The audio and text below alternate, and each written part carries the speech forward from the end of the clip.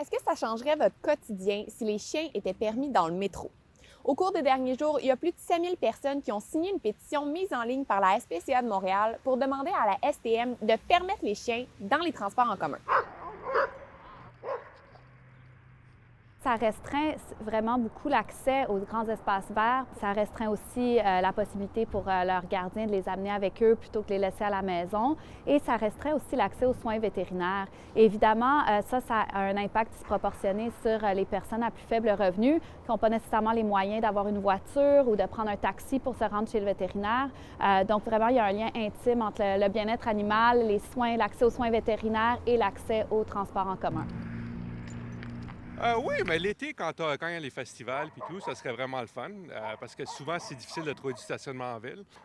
Des jeunes chiens, peut-être, ça serait pas la meilleure idée, peut-être avec des petits chiots, tout dépendant des propriétaires, s'ils sont responsables ou non. Est-ce que vous amèneriez Gali dans le métro? Non, Gali est grosse, 95 livres. Il en demeure pas moins que ça reste un chien. On ne peut pas vraiment savoir, là. Elle est très gentille, là. Elle n'a jamais rien fait. Elle a 2 ans, elle n'a jamais touché à personne, mais non, je ne l'amènerais pas. J'aurais trop peur qu'il arrive un accident. Je pense qu'en tant que propriétaire, on est quand même assez responsable pour si on a un chien qui n'est pas capable de se contrôler, on va peut-être pas aller prendre le métro. Tu sais, moi, j'habitais en France, 6 ans à Paris, puis les chiens ils pouvaient prendre le métro. Puis il n'y avait pas de problème de comportement, ni de merde qui restait traîner, ni rien. Fait que c'est sûr c'est possible.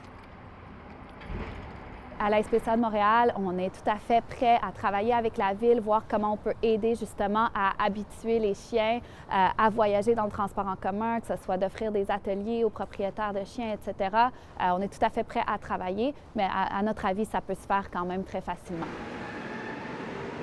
À l'heure actuelle, les petits animaux en cage sont permis dans les wagons du métro, mais pas les chiens en laisse. La STM dit qu'elle est